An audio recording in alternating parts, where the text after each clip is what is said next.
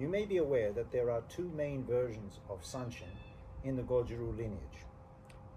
One is the standard form done today, and the other is an earlier version by Miyagi Chojan Sensei's teacher, Higuana Kanro Sensei. The Miyagi Chojan version is today, if it's named anything other than Sanchin kata, is called Sanchin Dai Ichi. The earlier version is often called Sanchin Dai Ni. I want to talk about the Sanchin Dai Ni version today and discuss the two main versions that exist within that, two main options. If you don't know, Sanchin Dai Ni operates by moving 3 steps forwards, does a turn, and then after you've done the turn, goes back 3 more steps, turns again. And it's in the turn that the variation occurs. First version is from the former IOGKF, now TOGKA. And what happens in the turn is that you breathe in, step across, and load here, and look to the right. So it looks something like this.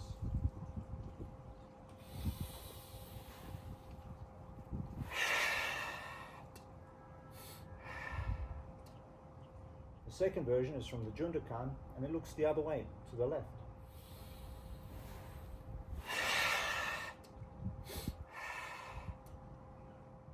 With both versions there's a problem, and that is that there is a very lengthy period of time within which to inhale. So often enough you'll have people going,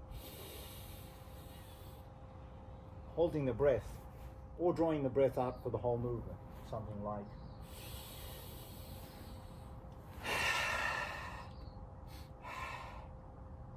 it's difficult to do.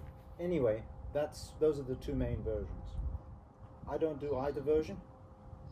I do something a little bit different, which I'm going to show you in a minute. But of those two versions, looking left or right, which do I prefer? Attacks coming from behind you. In that situation, it makes sense to move the front leg because it gets you instant motion.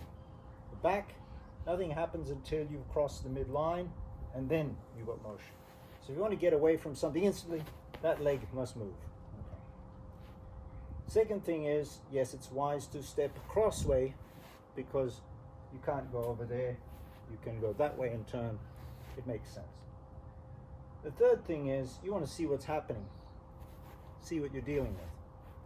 It makes no sense, I'm sorry to those who do it looking right, to look that way.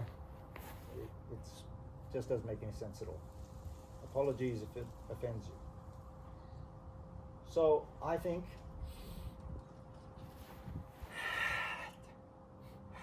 makes perfect sense. You'll have seen that I have some difficulty with the breathing because I stopped doing it the traditional way years ago.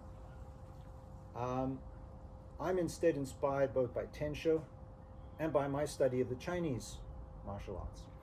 So how I do it is like the end of Tensho. In Tensho, you pull back, and then you go.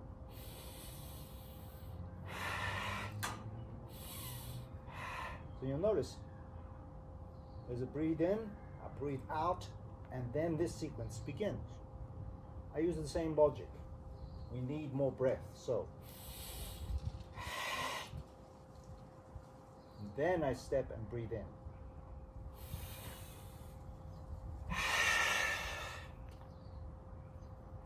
I add one more thing to that. There is no reason you can't put a punch into that equation as well. So I do it this way.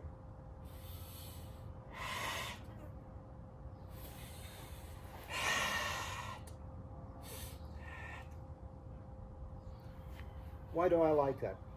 When you start Sanchin, the first part of the movement is breathing in. You're not holding your breath as you're moving out. You're not only exhaling. It's none of that conundrum. None of that exists. You shouldn't have that conundrum on the turn. At the same time, so you can fix that with the version I've suggested with the breathing. Perfect. and breathing out, but there's no reason why you can't throw a punch at the same time.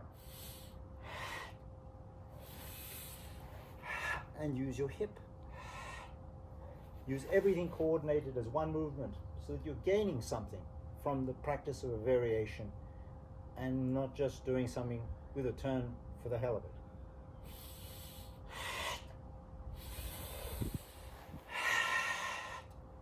The whole turn, the hip, everything's integrated and you're getting that punch with the exhalation. So in other words,